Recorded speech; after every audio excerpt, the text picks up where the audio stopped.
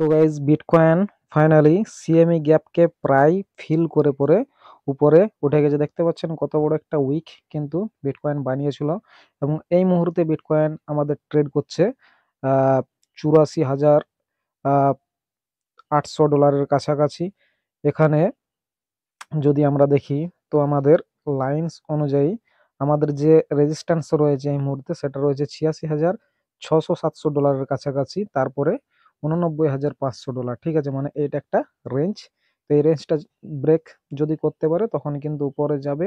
তারপরে আমাদের যে বড় রেজিস্ট্যান্স থাকবে সেটা হচ্ছে 92,000। এখানে বিটকয়েনের যে ডমিনেন্স সেখানে কিন্তু আমরা আবার স্ট্রংনেস দেখতে পাচ্ছি, মানে বিটকয়েনের যে ডমিনেন্স রয়েছে সেটা কিন্তু উপরের দিকে যাচ্ছে। আর আপনারা জানেন বিটকয়েনের যে ডমিনেন্স সেটা কিন্তু উপরে গেলে অল্ট কয়েনের ক্ষেত্রে একটু আশঙ্কাজনক হয়ে থাকে। ঠিক আছে, তো এখানে দেখুন আমাদের যে বিটকয়েন সেটা তো আছে, তার সাথে সাথে আমাদের যে অল্ট কয়েন সেগুলো কিন্তু ট্রাম্প আসার পূর্ব মুহূর্ত থেকে কিন্তু ভালো রকমের পাম্প করছিল মার্কেট।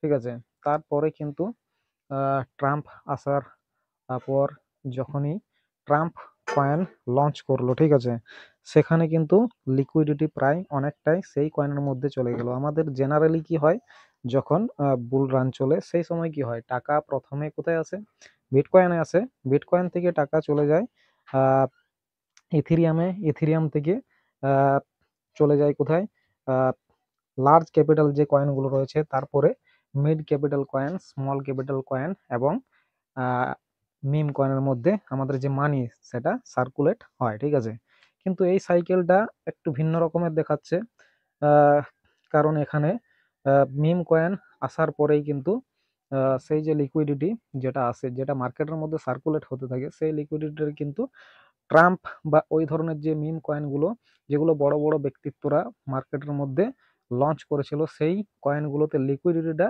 সাক করে নিয়েছে, অর্থাৎ সেখান থেকে লিকুইডিটিটা শুষে নিয়েছে। ঠিক আছে, এবং নিজেদের পকেটে চলে গেছে সেই লিকুইডিটি। সেখানে অনেক মানুষের টাকা কিন্তু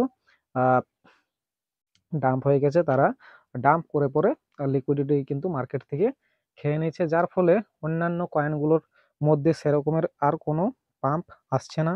ঠিক আছে, এখানে প্রথমে দেখুন কিছু কিছু কয়েন যেমন RWX সেক্টর সেটা পাম্প করেছিল। ঠিক আছে, তারপরে ধরুন এআই কয়েন যেগুলো রয়েছে, এআই এজেন্ট কয়েন যেগুলো রয়েছে, সোলানার মিম কয়েন, এরকম ভাবে পাম্প করতে করতে যখন এই রকমের মানে নোংরা খেলা আরম্ভ হয় মিম কয়েনের, ঠিক আছে, যেখানে একজন প্রেসিডেন্ট, ঠিক আছে, সে তার নিজস্ব মিম কয়েন বার করে এবং সেই দেখে দেখে আরো নানা দেশের প্রেসিডেন্ট তাদের যে নিজস্ব কয়েন বার করতে থাকে এবং সেখান থেকে যে লিকুইডিটি মানে কয়েন লঞ্চ করার পরে সেটাকে কিন্তু ডাম্প করে দেয় এবং সাধারণ মানুষের যে টাকা সেটা কিন্তু চলে যায় তাদের কাছে। ঠিক আছে, এইভাবে মার্কেটের যে অবস্থা সেটা কিন্তু খারাপ করে দেওয়া হয়েছে। ঠিক আছে, অনেক মানুষের টাকা কিন্তু এই মিম কয়েনের মধ্যে চলে গেছে, কারণ বড় বড় ব্যক্তিত্বরা যখন তাদের কয়েন লঞ্চ করে তখন সেটার মধ্যে একটা আলাদা ধরনেরই হাইপ থাকে। ঠিক আছে, আপনারা দেখলেন যে ট্রাম্প মিম কয়েন লঞ্চ করার পরে সেটা $6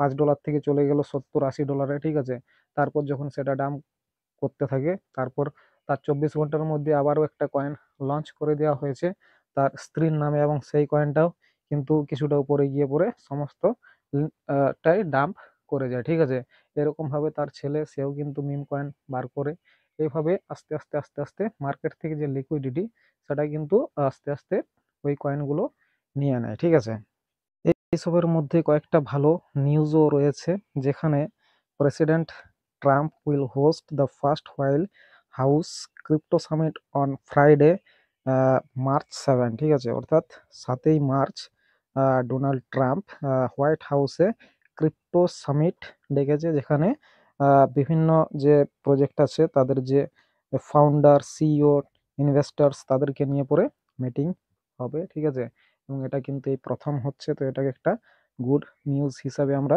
ধরতে পারি।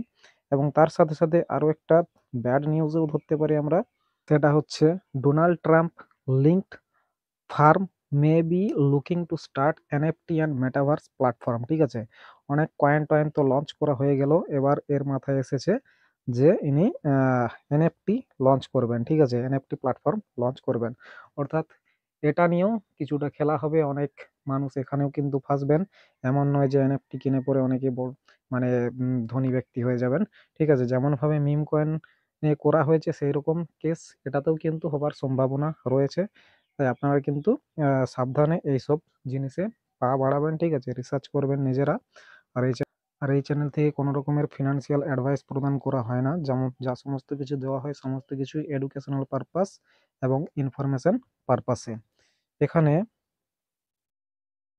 যদি আমরা সোলানাকে দেখি তো সোলানা দেখতে পাবো যে মোটামুটি $280 থেকে আস্তে আস্তে আস্তে আস্তে দেখতে পাচ্ছেন কোথায় চলে গেছে। ঠিক আছে, $144 কাছাকাছি ট্রেড করছে, $120 পর্যন্ত চলে গেছিল।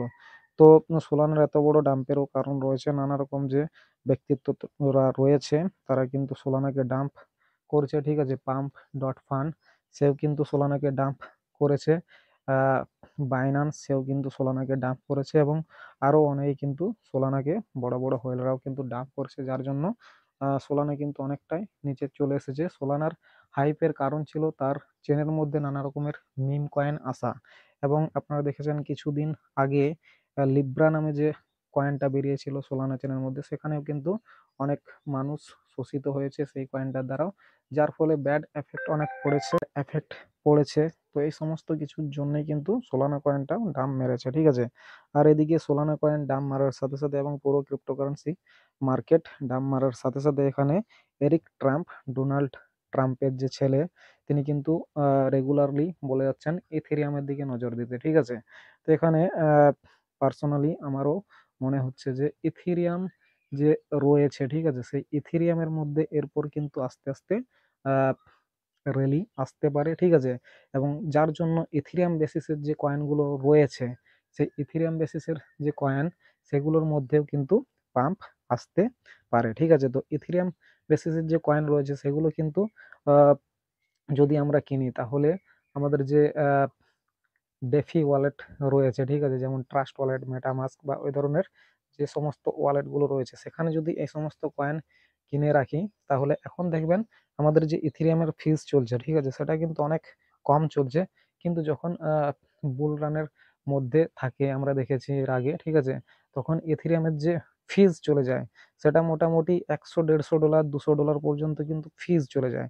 তাহলে এই ধরনের কয়েনগুলো যদি আমরা, ধরুন $50 একটা কয়েন কিনেছি, সেই কয়েনটাকে যদি আমি মানে লং টার্মের জন্য হোল্ড করি কোনো ডেফি ওয়ালেটে, তো তারপরে যখন সেটা উপরে যাবে তখন দেখবেন যে ফিজ অনেকটাই লেগে যাচ্ছে। অর্থাৎ ইথেরিয়াম চেনের যে কয়েন সেগুলো কিনতে গেলে বড় কোয়ান্টিটিতে যদি কেনেন তবেই কিন্তু ওয়ালেটে রাখবেন, তাছাড়া কিন্তু ওয়ালেটে না রাখাটাই ভালো। সেক্ষেত্রে কিন্তু আমাদের যে এক্সচেঞ্জ রয়েছে সে এক্সচেঞ্জে রাখাটাই যুক্তিযুক্ত, কারণ সেখানে কিন্তু ফিজ কাটে না। ঠিক আছে, সেরকম কিন্তু যখন আপনি ওয়ালেট থেকে সেটাকে সোয়াপ করতে যাবেন বা সেখান থেকে যখন অন্য কোনো এক্সচেঞ্জে পাঠাতে যাবেন, সেখানে কিন্তু ইথেরিয়ামের অনেকটাই ফিজ কিন্তু কেটে নেয়। ঠিক আছে, তো এখানে আহ, যে কয়েনগুলো কিনতে পারেন ইথেরিয়াম চেনের, সেই কয়েনগুলো কিন্তু আমার মতে যদি লং টার্ম হোল্ড করতে চান তাহলে যে কোনো এক্সচেঞ্জে রাখাটাই যুক্তিযুক্ত হবে।